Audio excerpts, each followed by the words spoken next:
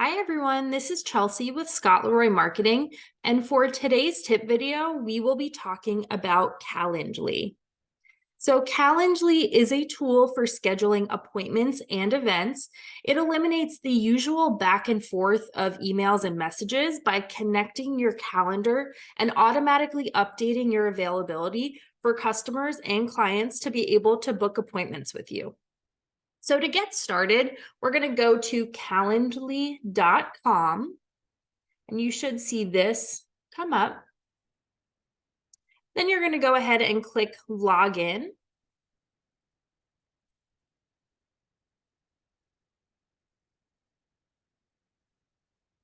And you're going to use your login information that was provided in your onboarding email. So it is going to have you sign in with your Google account. And once you get into the Calendly account, you should be brought to this homepage.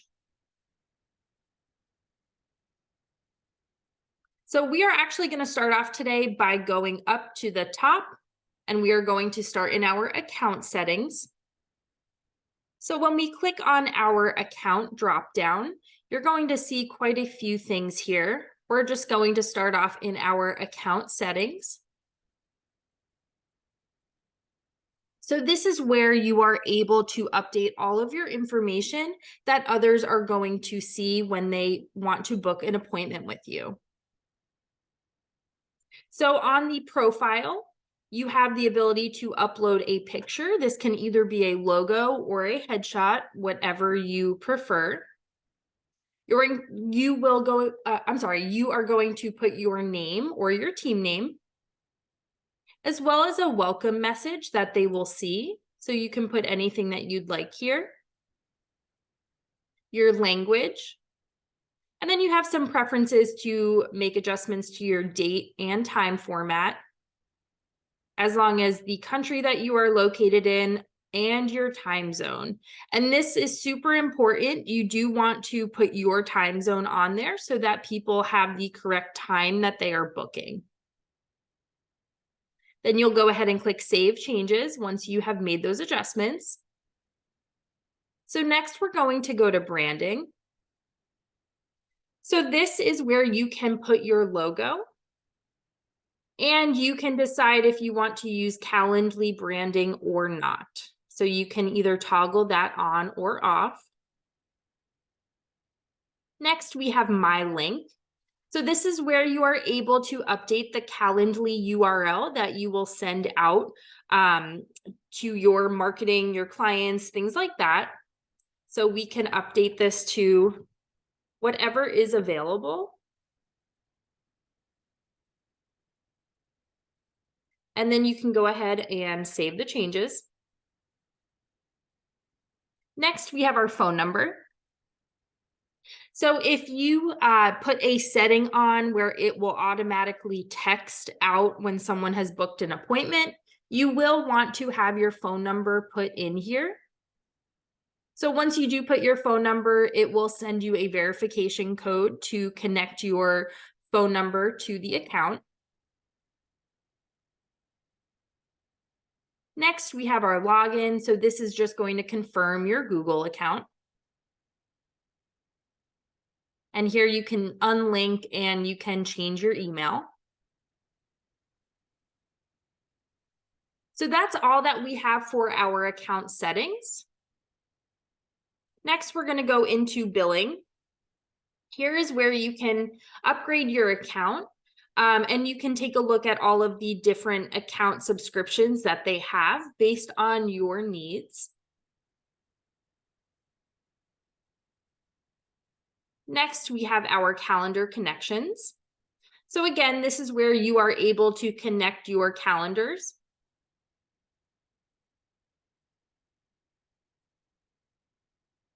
Next, we have our admin management. So if you are on a team, you can invite users to connect to your calendar.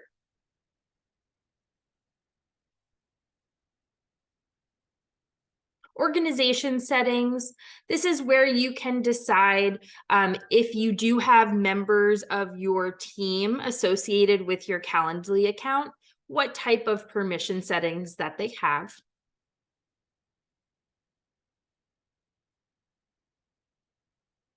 Analytics. So here you're able to see the analytics of what is going on based off of your bookings.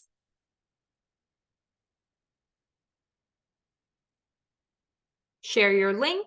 So when you click on this, it will provide you with the different URLs to be able to share this to either your customers, your clients via email, or you can add the link directly to your website.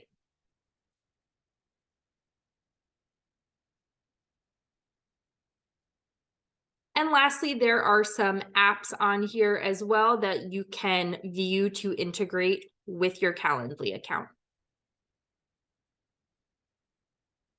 Then you have your logout button if you need to log out. So next, we're kind of going in reverse order here. If we click on help, this is where you can have access to the help center, and you can also chat with their support. Next, we're going to go to our integrations tab. So when we click on integrations, this is where you can find all of the apps that you are able to connect to your Calendly account. So as an example, if we go over to the side, it's going to give you some categories of what is available. If we click on video conferencing, you're going to see that Zoom comes up here. So you can connect your Zoom account to your Calendly.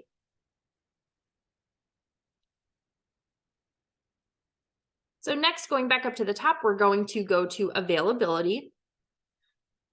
So this is where you are able to set your availability for bookings. So at the top, you're going to see that we do already have a schedule created that is called our working hours. If you wanted to create a new schedule, you could do that by clicking new schedule, and you would just type in the name. So taking a look at our schedule, this is noted as our default schedule right now. You have the ability to put this on multiple events that you create. So right now we do have this on the event that we have created, and I will show you how to create an event in just a minute. You also can change the time zone here, and you can change the view of it. So you can either look at it in a list view, or if we choose calendar view, we'll see that it looks like a calendar. So just to make it a little easier to view, we're going to go back to the list view. And scrolling down, this is where we are able to set our weekly hours. So as an example, right now we have availability set for Monday through Friday. If we wanted to have no client interaction on Mondays after a busy weekend, we could do that by unchecking the box next to Monday, and you'll see that it now is unavailable. So you will not be able to have any bookings on this day. So for Tuesday, if we wanted to allow people to book our time, we will just click on the time, and then we can scroll. Let's say we want it from 10, we'll do 10 to 1 o'clock. But then if we did want a break and we wanted additional time in the afternoon, we could click on this plus sign right here, and it's going to add another box where we can change the time, let's say from 3 to 4:30. So what this means is when someone goes to our calendar to book time with us, they can book time between 10 and 1 o'clock or 3 and 4:30.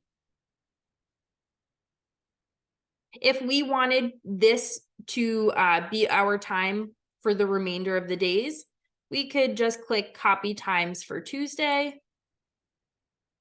and then we can select additional days.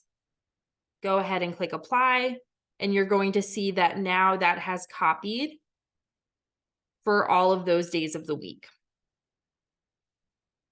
Over on the right-hand side, we have the ability to add override dates. So this is if we have, a one-off day where we are not going to, we're going to be on vacation, let's say. So let's say on the 13th to the 15th, we are going to be in a conference and we do not want anyone to book. We will just select those days. Down at the bottom, it's going to say, what hours are you available? If we do not want to be available at all these days, we can just remove these intervals. And now we are unavailable for these 3 days. We can click apply, and our calendar will show up as not having any availability on these days. All right, so now we're going to go over to our homepage.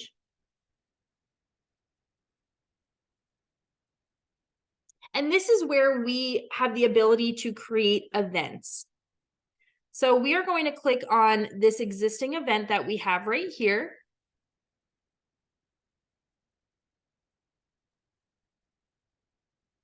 We are going to click on this top box. And now we get to put information in about our event. So if we wanted this to be a buyer consultation, we can put that in for the event name.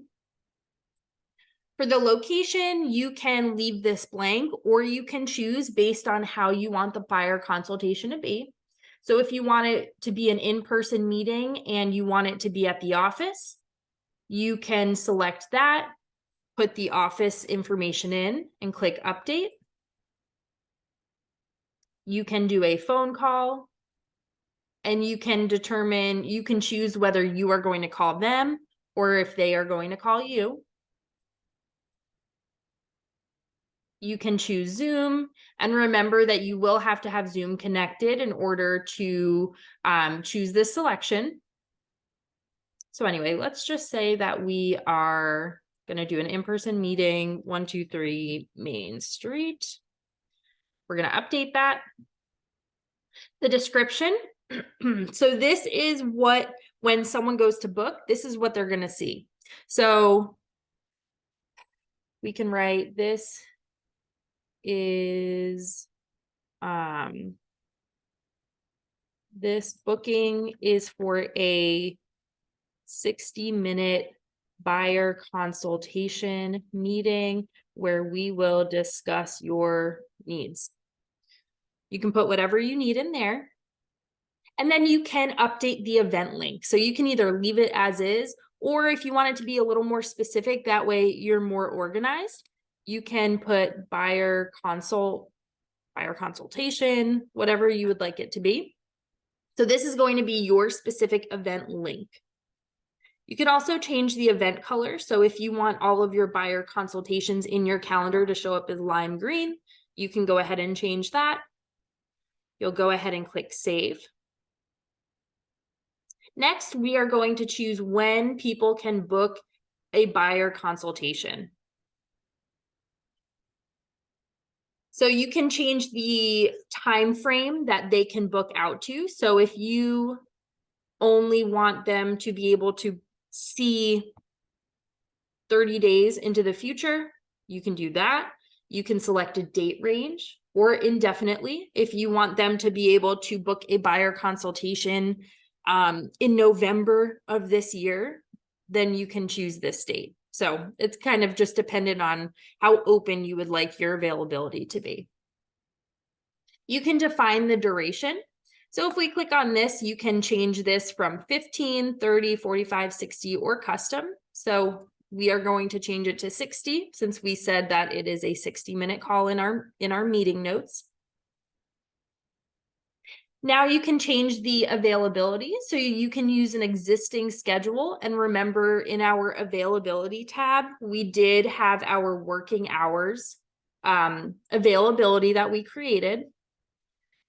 So if we did have another calendar of availability that we created in that other tab, we would have multiple options here to choose between. Or we can set custom hours. So if we only want to do buyer consultations, let's say we only want to do them between 10 and 1 p.m. every day. That's our time for buyer consultations. Then we will make those adjustments. And remember, it is still saying here that we're unavailable these dates. And then scrolling down, you can add time before or after your events. So that way, if someone books a buyer consultation at 10 a.m. on Friday, we can decide, if we do not want someone to be able to book at 11, we can let's do a 15-minute break after the event. The next person would not be able to book until 11:15. You can also add additional rules for your availability. So you can change the start time increments, set the frequency of available time slots for your invitees that are trying to book. Any scheduling conditions that you want to add, the maximum allowed events per day for this type of event. So if you only want to allow 2 buyer consults a day, you can set that maximum. Time zone display. So you can have it automatically detect and show the times in my invitee's time zone. So what that means is if they go to book you at 10 a.m. for a buyer consult, but they're in a different time zone, it's just going to show up as it being, 9 a.m. for them. You can also make this a secret event. So only people who have the link are able to schedule for that event. Go ahead and click save. So next we have some additional options down here. So we do have some invitee questions. So what this means is when someone goes to your calendar and they want to book, you can set the information that they are required to put in so that you are prepared, you understand who's booking, how they found you, things like that. So right here, they will have to put their name and their email in. That's kind of standard. And then you can have a question for them to share anything that will help prepare for the meeting. You can also add some new questions. So you can put anything in here and determine whether it is required or not. And you can also change the answer type. So you can say, you can request that they put a phone number in. Please provide your phone number. And then it will have the phone number to put in there. You can also add, a drop down. How did you hear about us? We're going to make this required. And then you can put your answers in.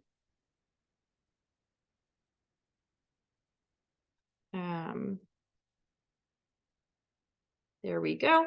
So you can see that you're starting to create pretty much like a questionnaire. That way you know exactly where this person is coming from, and you can kind of see what's going on to prepare yourself before you have your meeting with them. So we'll go ahead and close that.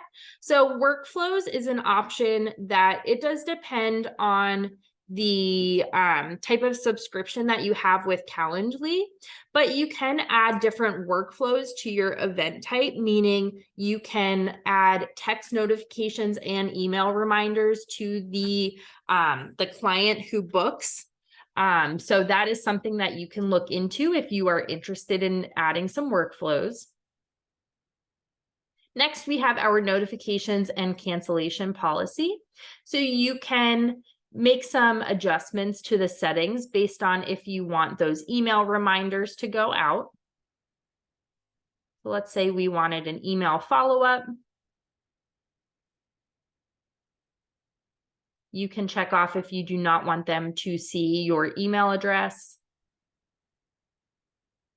We can turn on text reminders.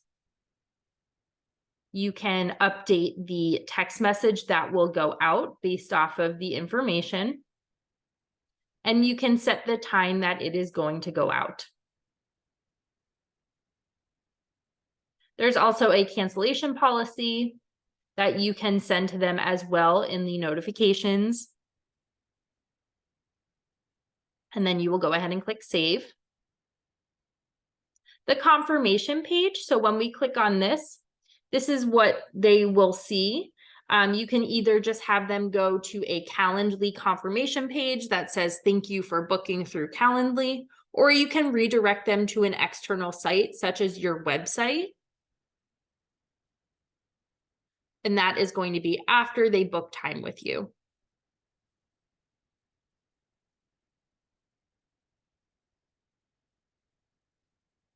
All right, and the last thing that we have here is to collect payment. So if you are, if you do have some type of an event that you are booking for that does require a payment, you can visit the integrations page and get that set up, where you can either connect Stripe or PayPal and accept payment when they go to book that event.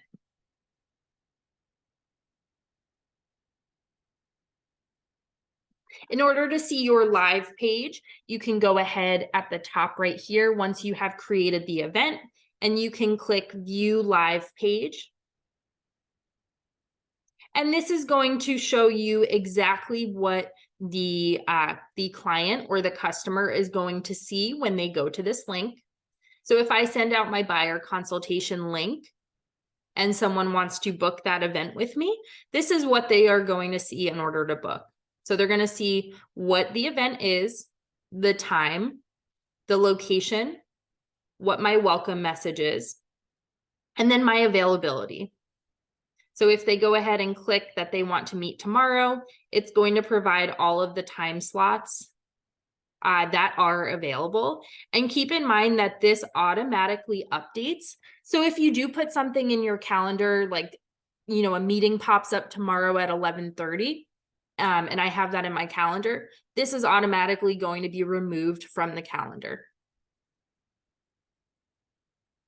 And then at the bottom, you're going to see that we have the time zone as well, just to confirm that this is the time zone that you are viewing the calendar in. If we wanted to copy this link, we could do that. And then we can put it on our social media, and we can go ahead and put it on our website, anything like that, so that people are able to find our booking page. And then to return home, you can click on the menu, click the home button, and it will bring you back to that home page. So the last thing that we're going to go over really quickly, just if you did want to create another event, you could click on the create button. And then you can click the event type, a one-off meeting, or a meeting poll. If we wanted to create another event type, you then would have the option whether it's one-on-one, group, collective, or round robin. So if we just wanted to do this,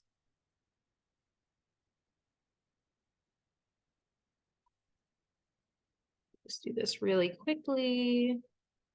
There's our event link. We're going to make this one red.